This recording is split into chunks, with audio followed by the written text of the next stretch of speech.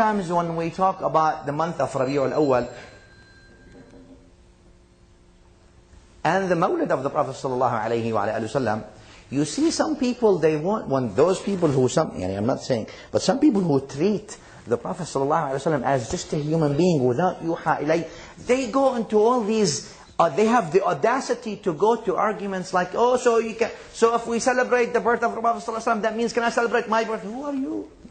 You comparing yourself to An-Nabi Al-A'zam sallallahu alaihi wasallam? When we look at the Prophet sallallahu alaihi wasallam, we say, yuha ilay, we are not simply celebrating the act of a birth of a human being, إِنَّمَا أَنَا بَشَرٌ مِثْلُكُمْ, but we are also celebrating the birth of yuha ilay, celebrating the birth of the wahi, celebrating the birth of the mercy, the genesis of justice to mankind, the genesis of love and kindness that An-Nabi Al-A'zam sallallahu ta'ala wasallam came with, the genesis that brought happiness to the birds and to the trees and to the animals and to the stars and to the moons and to the universe as we know it. This was the birth of Rasulullah sallallahu ta'ala alayhi wa alihi wasallam. Therefore such love was manifested oftentimes by what we call non-living things, which they are living, but not by the human beings. You see sometimes Al-Quran Al-Kareem was Sunnah Al-Mutahara, they compare the hearts, if you want to say the heart, a metaphorical heart, al-qalb, of the human being, and the qalb, or the heart of a tree, or the heart of a pebble, of a stone. And sometimes you see that the heart of the stone yearns more and has more love to Rasulullah sallallahu ta'ala alayhi wa alihi wasallam than some of the people who claim his love. When you ask a question, do you love the Prophet sallallahu alayhi wa sallam? Everybody says, of course. Right away. Of course, who doesn't love him? Ruhi lahu al-fida sallallahu ta'ala alayhi wa sallam. Do you love to follow his sunnah? Absolutely. Lakin there's a problem, there's a struggle of truthfulness here. What does it mean, struggle of truthfulness? You see, as-sidq, or being truthful, is much bigger than nowadays with the meaning we've reduced it to. As-sidq means so many things in Islam, but nowadays we've reduced as-sidq, or truthfulness, to saying the truth when you talk. But even that some people fail at. Lakin as-sidq in Islam means al-Islam itself as-sidq. Al-Iman as-sidq. Treating people as sidq. Being decent in your society and in your community. That's sidq. That's truthfulness to who you are and who you're supposed to be. As-sidq is much more than that. وَالَّذِي جَاءَ بِالصِّدْقِ وَصَدَّقَ بِهِ. And he who came with the sidq is An-Nabi Al-Mustafa sallallahu ta'ala alayhi wa sallam. Everything he came with, Al-Quran says, is sidq. Not only the sidq in speech, which even at that there's a lack. So therefore now when the sidq goes beyond, the failing in truthfulness goes beyond the words, goes to the niyyah. Because your niyyah has to be also truthful. But when you say, I have intentions that I love Rasulullah,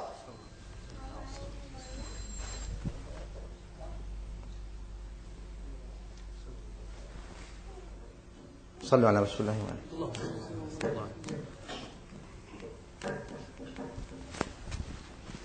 Allah. When there is a niyyah, and your niyyah is truthful supposedly, because the niyyah is in the heart. When there is a niyyah, that you say, my niyyah is that I want to obey Allah. But is this niyyah truthful, or is this niyyah fake? If this niyyah is truthful, then you act on it. But if this niyyah is fake, you don't even act on it. You actually intend to break the niyyah from the get-go. And therefore there is lying in the niyyah. There's no sidq in the niyyah. And the same thing with following the sunnah of the Prophet sallallahu alaihi wasallam. If you really say you want to follow it and you are truthful, but the sidq is lacking, the truthfulness with oneself. And there is nothing better than being truthful. Let me tell you this event, and you probably all know it, or we actually don't have time. Let me just show you some examples of how some of the things reacted to the Prophet sallallahu alaihi wasallam. الحديث رواه الحاكم and صححه, it's authentic with isnad عن عبد الله بن مسعود رضوان الله تعالى عليه. Look how the hearts of things reacted to the Prophet صلى الله عليه وسلم. قال خرجنا مع رسول الله صلى الله عليه وسلم في سفر. We were with him in a travel. So we saw a tree. فيها فرخا حمرة. In this tree we saw the two small pigeons. حمرة is a pigeon, is a bird, like a pigeon, let's say. فأخذناهما. We took them. We were hungry. We took those two birds. We wanted to eat them. He says, Abdullah bin Mas'ud says, all of a sudden the humarra, that bird, came running to Rasulullah sallallahu alayhi wasallam and the mother, and she is screaming, she is talking. And Nabi sallallahu alayhi wasallam looks at us and says, "Man faja'a hadhihi bifarkhayha?" Who has taken the sons of this bird? They say, "We, ya Rasulullah." He told them, "Return them back to her." The bird acts to the Prophet sallallahu alayhi wasallam. Let me give you the other one, Abdullah bin Ja'far, hadith rawah Ahmad and others. Abdullah bin Ja'far says, one time I went with the Prophet sallallahu alayhi wasallam. He gave me things that I would not tell anybody. You know, I'm going with him. فَدَخَلْنَا حَائِطًا لِرَجُلٍ مِنْ الْأَنصَارِ. We entered, while we're walking, we entered a garden of one of the people of Ansar. Sayyidina Abdullah bin Ja'far is speaking. He says, until while we're walking, a camel saw the Prophet ﷺ. He saw us coming, and he came running to An-Nabi sallallahu ta'ala alayhi wasallam, and the eye of the camel was weeping. Look at the description of Sayyidina Abdullah bin Ja'far. He says that camel saw us, he started coming towards the Prophet sallallahu alayhi wasallam, and his eyes are watering. The camel's eyes are watering. And he said something to him, and then Nabi sallallahu alayhi wasallam says, "Who is the owner of this garden? Who is the owner of this camel?" A man came, he says, "Why are you overworking him and you're starving him?" He just complained to me about that. Look at that.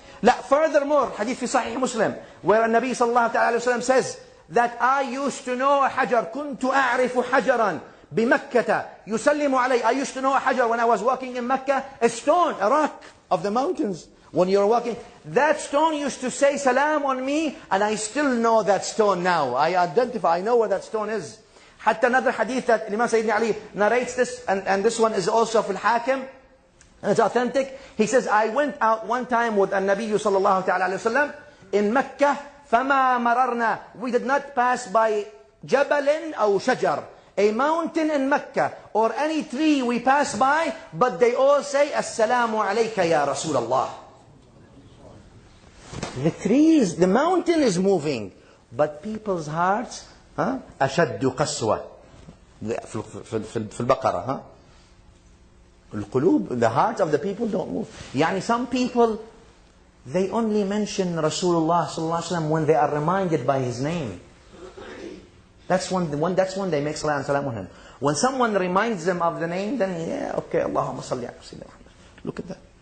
And they listen to his sunnah only when they can hear it. There's no that seeking of it. أقول قولي هذا استغفر الله.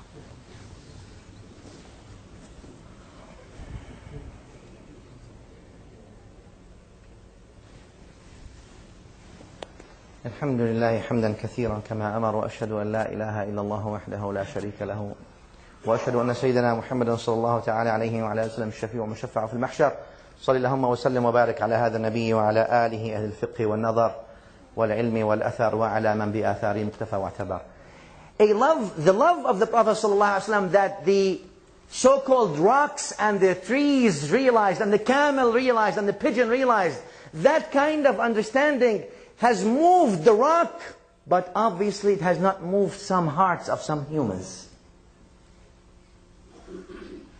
And a hadith narrated by Ibn Hibban, وهو صحيح, it's an authentic isnad. I'll tell you this man from Bani Amir tribe. He used to do this treatment of people, but hocus pocus stuff. So he came to the Prophet ﷺ, he says, Ya Muhammad, it seems like there's a problem with you, you're saying all these things, let me treat you. And Nabi ﷺ smiled at him, he says, how about I call you to Allah? How about I call you to Allah? He says, how about, and Nabi ﷺ then tells him right away, how about I show you an ayah, something, symbol. He says, okay. And Nabi ﷺ, فَدَعَا عَذَقًا. And Nabi ﷺ then called, it's not sahih,